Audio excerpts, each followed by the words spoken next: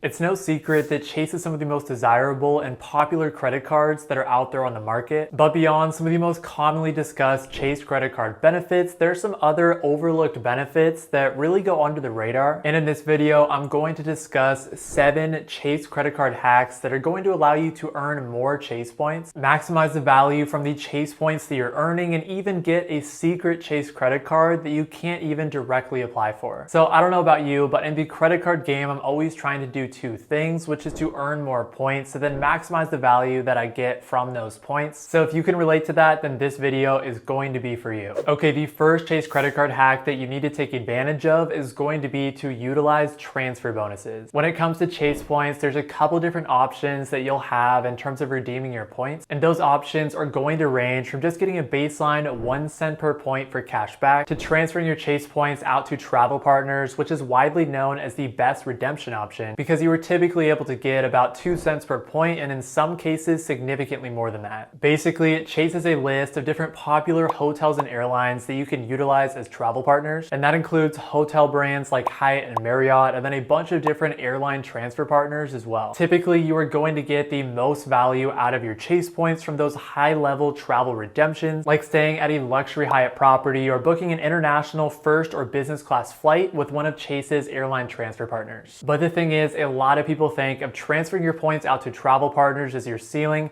and the highest possible value that you're able to get from your Chase points, when in reality, this is where the first Chase credit card hack comes into play, which is utilizing transfer bonuses. The way that I like to think about this is that transferring your points out to travel partners and utilizing transfer bonuses are stacked benefits. So transferring points out to travel partners is already the best thing that you can do in terms of redemption value, but then stacking a transfer bonus on top of that allows you to transfer even more points to your desired travel partner. As an example, if we go over to my Chase account, as of recording this video, there are a couple different transfer bonuses that are currently going on, including a 30% transfer bonus to Aer Lingus, British Airways, and Iberia, and then a 50% transfer bonus to Marriott. Essentially what this means is that if you transfer 40,000 Chase points over to British Airways, you are actually going to get 52,000 British Airways points when you account for that 30% transfer bonus. Personally, I did utilize a transfer bonus a couple months ago when I transferred points from Chase to Aeroplan with a 25% transfer bonus, and I was able to transfer 48,000 Chase points, which gave me 60,000 Aeroplan points with that 25% transfer bonus, and I plan to use those points to fly business class to Panama this winter. Ultimately, transfer bonuses are just another way to take your Chase points even further, and not enough people take advantage of them. So utilizing transfer bonuses is my #1 Chase credit card hack that you need to make sure that you're taking advantage of. But in order to transfer Chase points to travel partners and utilize those transfer bonuses, you need to earn Chase points in the first place. So this brings me into the second Chase credit card hack that you need to take advantage of, which is matching welcome offers. If you're like me, sometimes you just have bad luck and you get approved for a new credit card,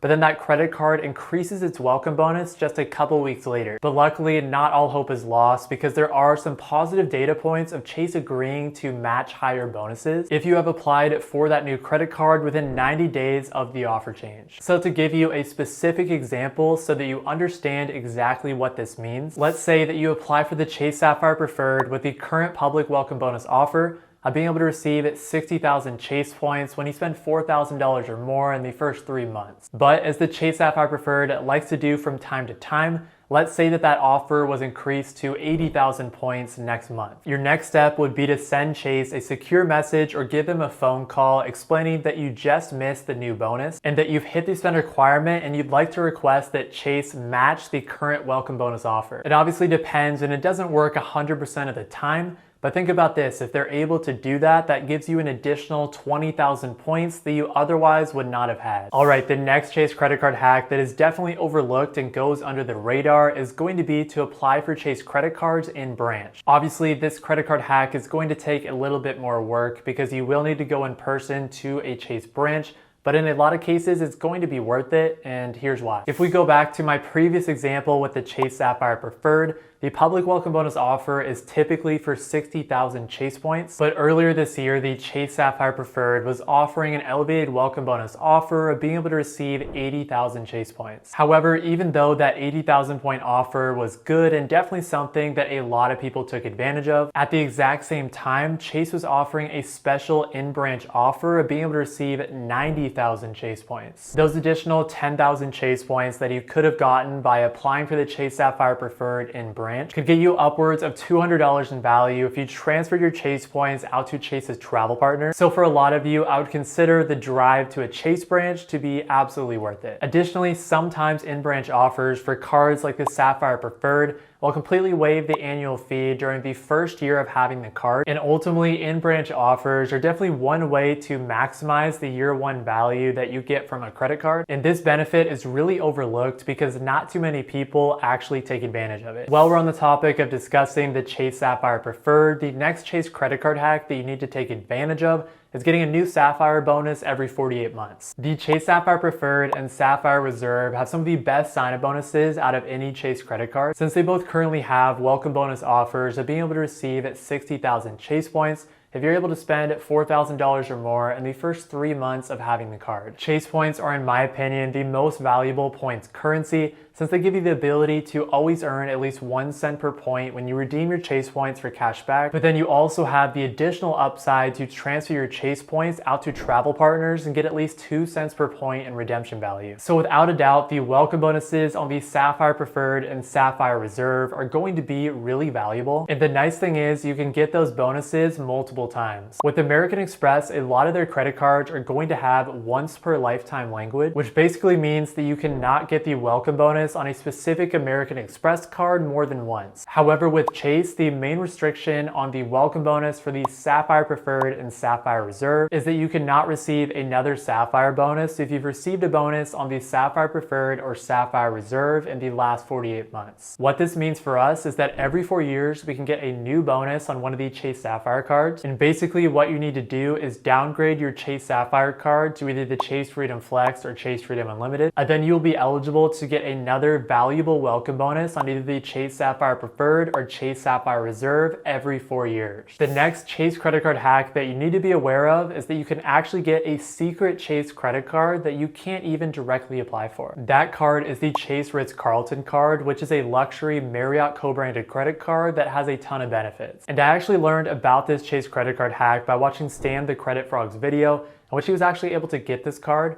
So I'll put the link to his video down in the description of this video, so make sure to go check that out for a full review. But basically, in order to get the Chase Ritz Carlton card, like I said, you can't directly apply for it. And instead, the only way to get the Ritz Carlton card is to product change from the Marriott Bonvoy Bold, Marriott Bonvoy Boundless, or Marriott Bonvoy Bountiful. In order to successfully product change to the Ritz Carlton card from one of these cards, you're going to need to have one of those Marriott credit cards open for at least 1 year. And that Marriott credit card will need to have a credit limit of at least $10,000. In my opinion, it's going to be absolutely worth it to do the extra work to get this card due to the strong benefits that the Chase Ritz Carlton card has. The Chase Ritz Carlton card is going to have a $450 annual fee, but right off the bat, you're going to get a $300 airline travel credit, which if you're able to maximize can lower your effective fee down to $150. Plus, probably the best benefit on the Ritz Carlton card is that you're able to get a free night award valued up to 85,000 points, which can pretty much allow you to stay at any Marriott property worldwide. There are other benefits as well, but if you're simply able to use those two benefits, you can get more value than the annual fee. And because of that, I think it's absolutely worth it to do the product change strategy to get this secret Chase credit card. The next Chase credit card hack is something that I learned the hard way, and that's going to be to prioritize Chase credit cards first in your credit card journey. Out of the first 5 credit cards that I got, only 2 of those cards were Chase cards, and the reason that this was a big problem was because of the Chase 524 rule. Essentially, Chase has a rule which basically says that you will not be approved on a new Chase credit card application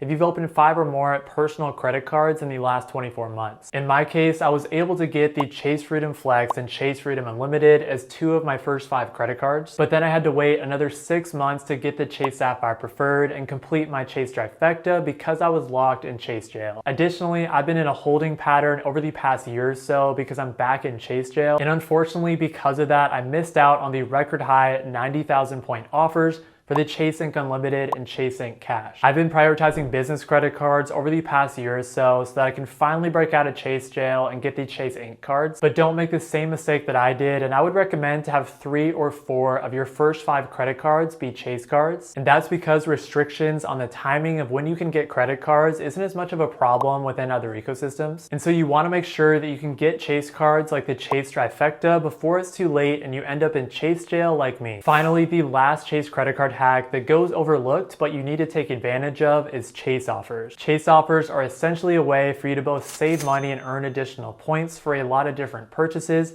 including with specific restaurants or specific travel brands. And even if you are familiar with Chase offers, I'm pretty confident that a lot of you aren't fully maximizing them, because I even forget about them sometimes, and there's usually hundreds of offers on every Chase credit card that you have, so it can be a lot to keep track of. As an example, I'm a huge football fan, and one Chase offer that was going on last month was for $20 back on an NFL Sunday ticket or YouTube TV subscription, which are services that a lot of football fans use anyways, so that's a great way to just get added value. Now, you do need to be careful because Chase offers can be a little bit of a slippery slope, because you don't want to spend more money than you were planning on just for the sake of getting a Chase offer, but sometimes Chase offers will make sense within your organic spending and purchases that you already would have made anyways. And in that case, it's a no-brainer to make sure that you're utilizing Chase offers. In conclusion, there are a lot of ins and outs and different things to understand when it comes to Chase credit cards. If you did enjoyed this video, then I do really think that you're going to enjoy this video where I go over my entire credit card roadmap, and